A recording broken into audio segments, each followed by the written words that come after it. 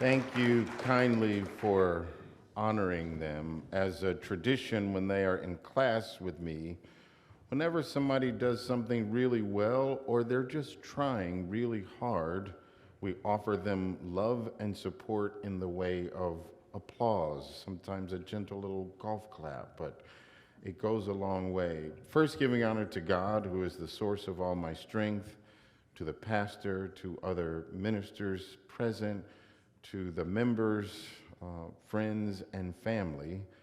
I just want to say good morning to all of you, and to let you know what indeed an honor, a pleasure, and a privilege it is for me to have the opportunity to stand before you today. Special thanks to Miss Mary Pryor, who sees about me all over the place, and it is because of her that I am here with you today.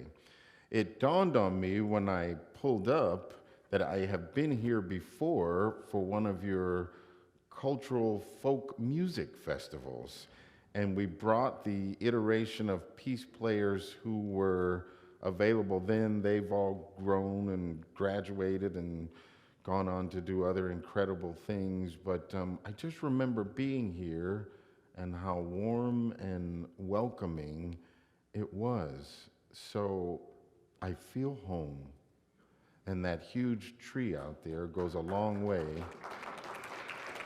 for just feeling grounded. Today we are here to celebrate Black History Month, and as you may or may not know, I've spent pretty much this entire year, every Sunday, standing in someone's pulpit offering a message of peace and hope and love and courage and history and honoring. And today will be no different, yet it will be different. For those of you who don't know, I'm an actor. That's what I do by training and by trade. I make most of my living in voiceover, and unbeknownst to you, you've probably heard my voice on the radio or on television promoting various different products. I make a very good living doing that. I do cartoons, I do video games, and I've got a large campaign in Florida to get people to stop smoking cigarettes. That's what I do for a living. Being here, standing in your pulpit and working with these young people is what I do for a life, because it offers me hope to work with these young people. And they are as much a teacher to me as I am a teacher to them in a couple of ways. One, they are not perfect. They are also extremely loving and patient and open and accepting in a way that some of us who have more turns around the sun have forgotten how to be. So they remind me, this age of young people today is more loving, more forgiving, more patient, more accepting than any other group of young people in the history of the world. They are our teachers. The future is not theirs. The present belongs to them. Our job is to help keep it nice for them. And there are a couple of things that we can do in order to do that. And I've been saying the same thing, and I'm sure the pastor can relate. Often there is no new message. There's only a different way to say it. And so for today, as we delve into Black History Month and celebrating these young people, the lesson I've been promoting all over is to forgive everyone. I'm going to say that again. Forgive everyone. And by forgiveness, I do not mean you are waiting for them to come to you with an apology and say, you know, what I did was really wrong, and I'm really sorry, and I would like to make amends, and therefore you can forgive them. That is not forgiveness. That is negotiation. Forgiveness is to give forward. It means to give them something you don't think or believe they have earned or deserve. Now, I grew up in Compton, in the hood, if you will, and there's a saying in the hood that says you are always to give people more credit than you think they are due. There are only two possible outcomes when that happens. Either one, you will discover they were entitled to more credit than you gave them, or two, they will begin to try and live up to the credit that you just offered them. Forgive everyone, because by not forgiving them, it is literally like drinking poison and expecting the other person to die. By withholding love from them, you are literally coursing toxic chemicals through your own body temple. In the words of the famous Frozen song, let it go, let it go, let it go. I don't care what they did. If you are followers of Jesus the Christ and he could stand on the cross and say, forgive them for they know not what they do, then that's the example. And if somebody hurt you, if they really understood how connected they were to you, they would not have done it. If they really understood that by hurting you, they were ultimately hurting themselves, they would have done it differently. So let it go. And that doesn't mean you have to go to them and say, now what you did was really wrong, and because I'm the bigger person, I'm going to forgive you. You just let it go in your own heart. If you don't get anything else from us today, forgive somebody you've been withholding love from. The other thing I want to say is we live in an interesting time and an interesting world where we have more rich people, more billionaires than ever in the history of time. At the same time, we have more homeless people sleeping on the street than we have ever had in the history of the world. Something is out of kilter. If athletes and actors and artists can make millions of dollars, then we can afford to have a place for those people who are sleeping on the street to sleep. Now, here's the thing. You don't have to do everything, but you can do something. If you can't do anything else, look at a homeless person in the eyes and see them as a human being and as a child of God. So many of us, we dot our eyes. We don't even want to see them. We want to pretend that they're not there. We want to look away. You could change someone's life by recognizing them as a human being. Because the old tradition or adage of how people wound up on the street has changed dramatically. Some of them are there because they could not afford their medical bills, and they gave up everything to save a loved one or to cure cancer or to heal something that ailed them, and they find themselves on the street now with nothing. Some of them are mentally ill. They desire and need treatment and care, not disdain and disgust. Some of them are addicted to drugs and alcohol, often as a result of a traumatic experience that they have had. And some of those experiences include coming out to your family, and the family couldn't deal with it. And they began to do other things to make themselves feel better about who they were. And they wound up feeling worse. Some of them came home from the war, and I'm no longer talking about Vietnam. They came home from Iran, Iraq, Afghanistan. They're young people who saw things that go against the very nature of who and what we are. And they will forever be impacted and affected by what they saw and what they did. Just look at them. Just look at them, and with your eyes say, I see you.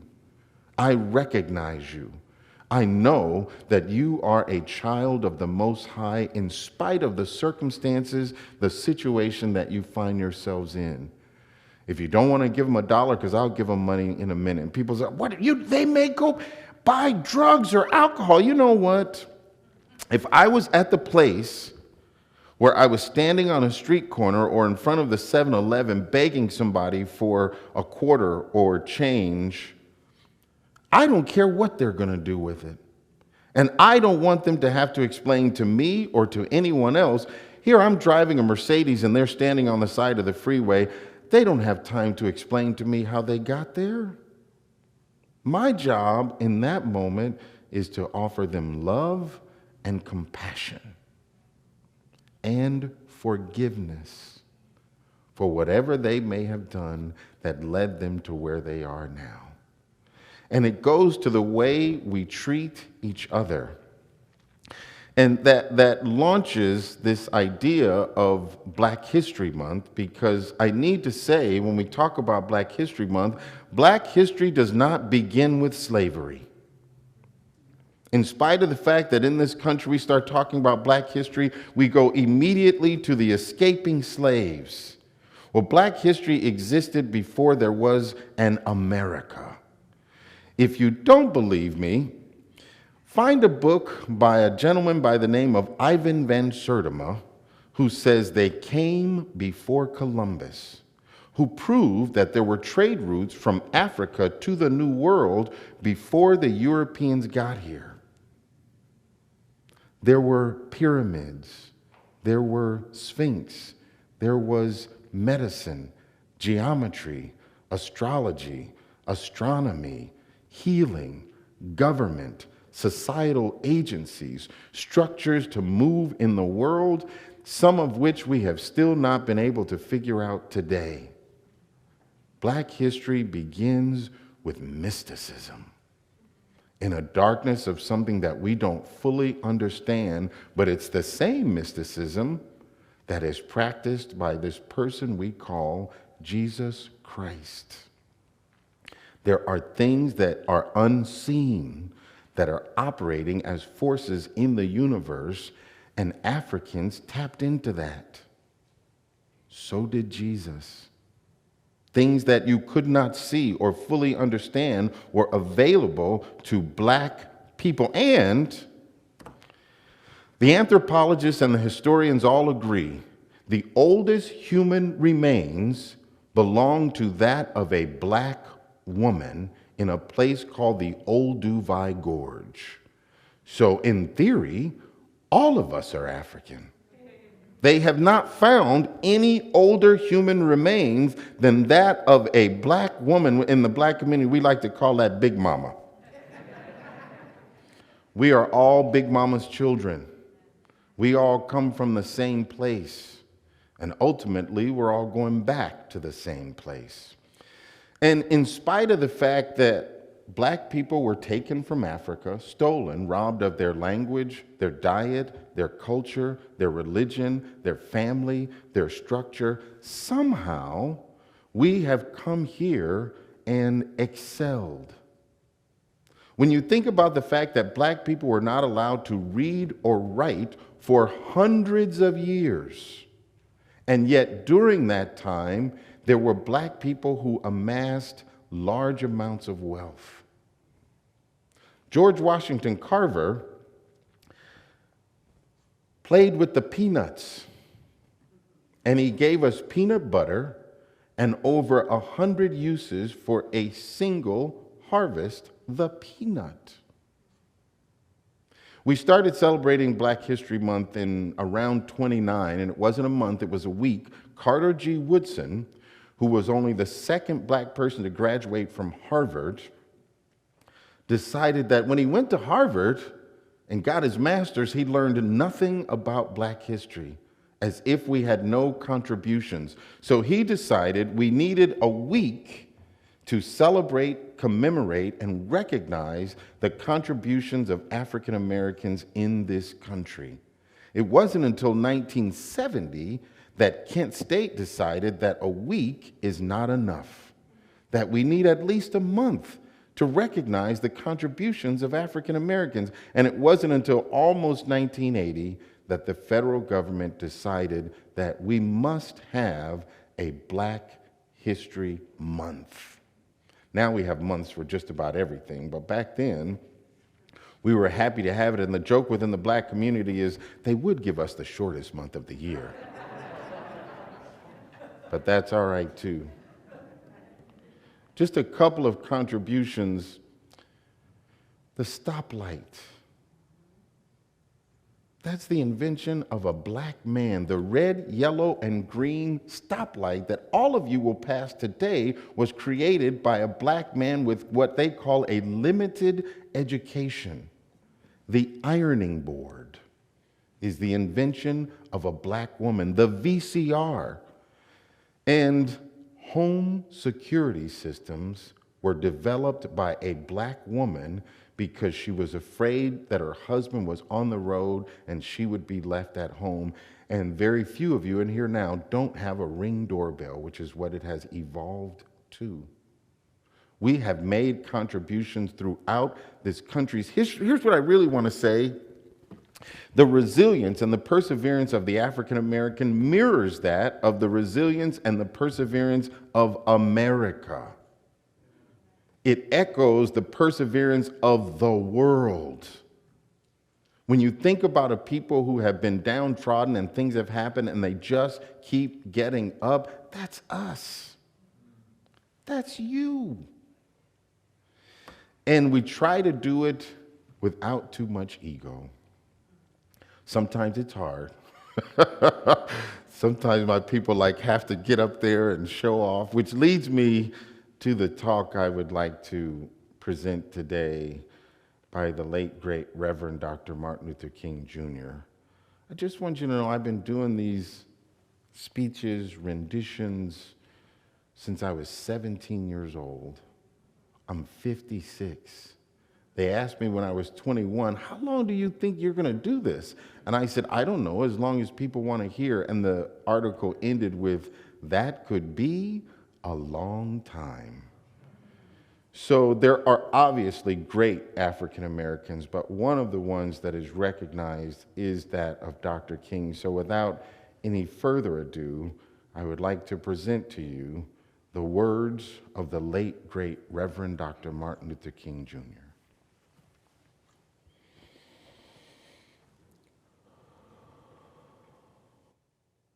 This morning, I would like to use as a subject from which to preach the drum major instinct.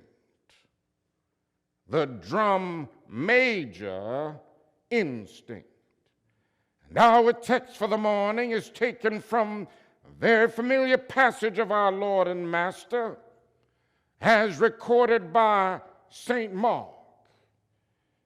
Beginning with the 10th verse, or the 10th chapter, the 35th verse, we read these words.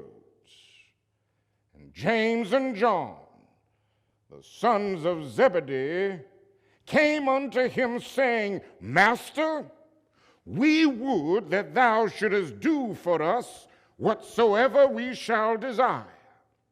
And he said unto them, What would ye that I should do for you? And they said unto him, Grant unto us that we may sit one on thy right hand, the other on the left hand of thy glory. Now, very quickly, we would automatically condemn James and John, and the other disciples got mad with James and John, and we can understand why.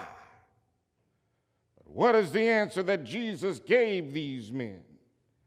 He said, So that it shall not be among you. He who is great among you shall be your servant, and he who is chiefest shall be servant of all. The setting is clear. James and John were making a specific request of the Master.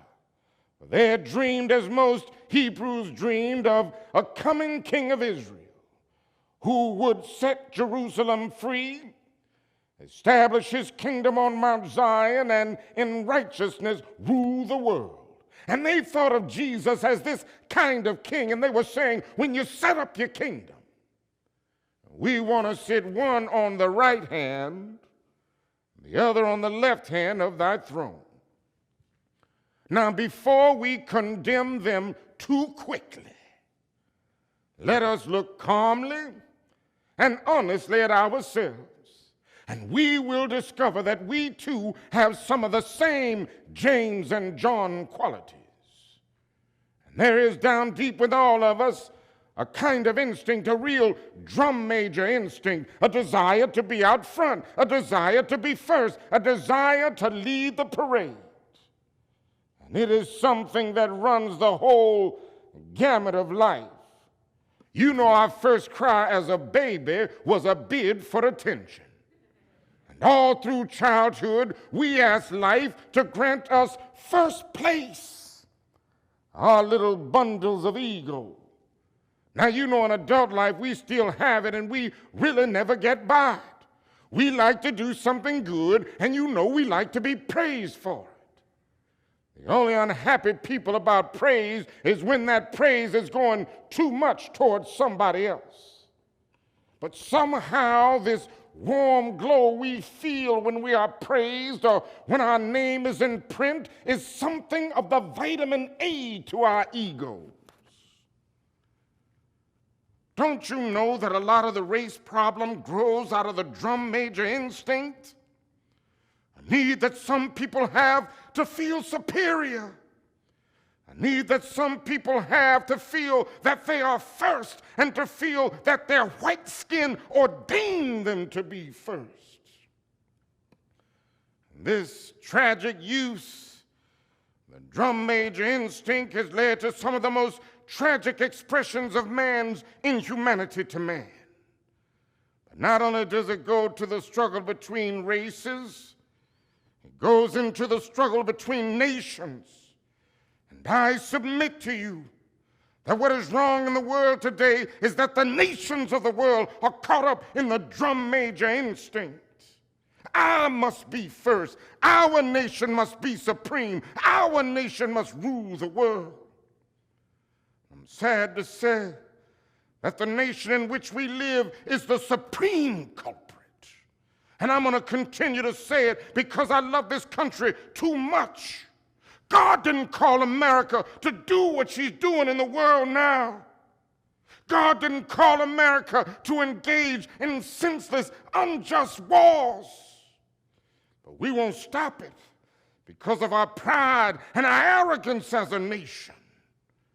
The God that I worship has a way of putting even nations in their place.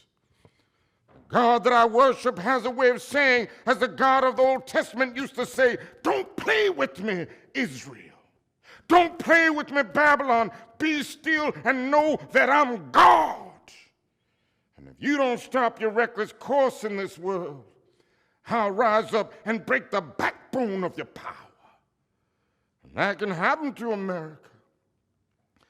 Every now and then I go back and read Gibbon's Decline and Fall of the Roman Empire.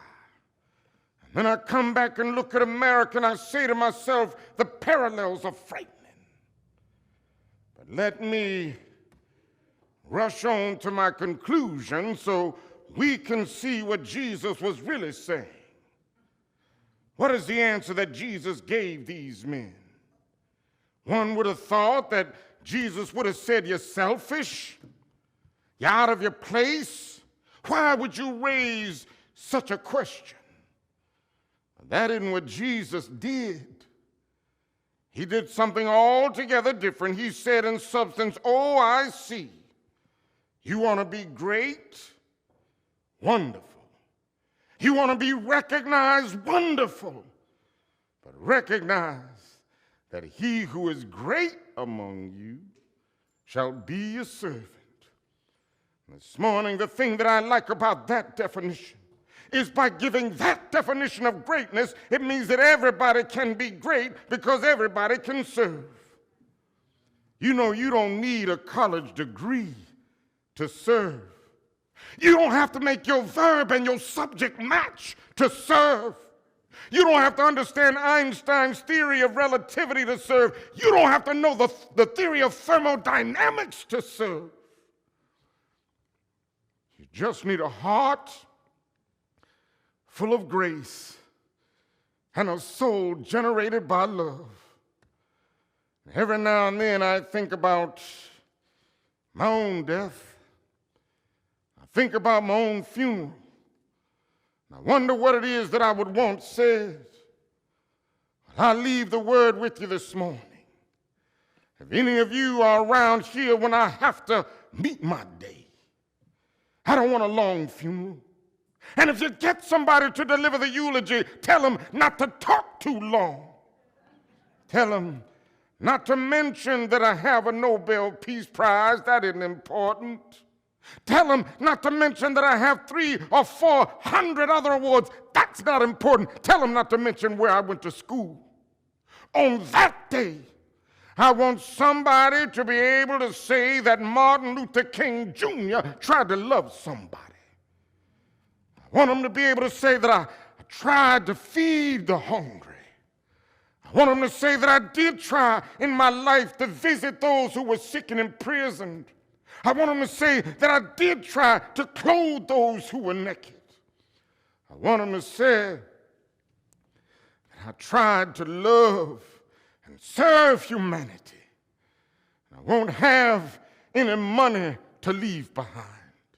I won't have the fine and luxurious things of life to leave behind, but I just want to leave a committed life.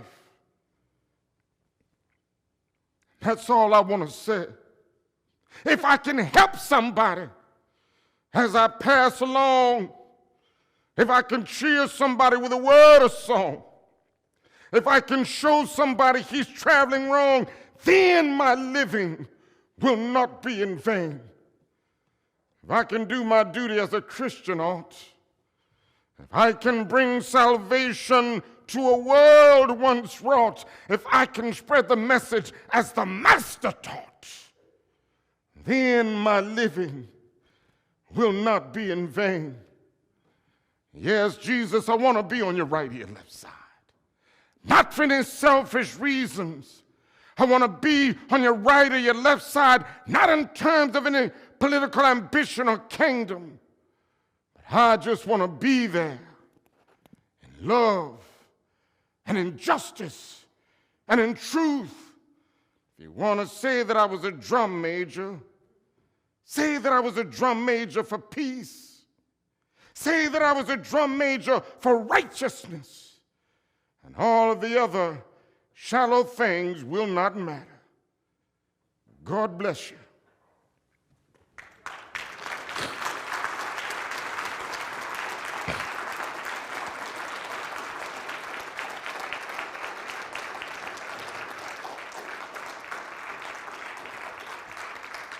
Just thank you and thank you and thank you for having me and for sharing this time with me and my students. I just want you to know something powerful is taking place within these walls, and I feel it and I feel you.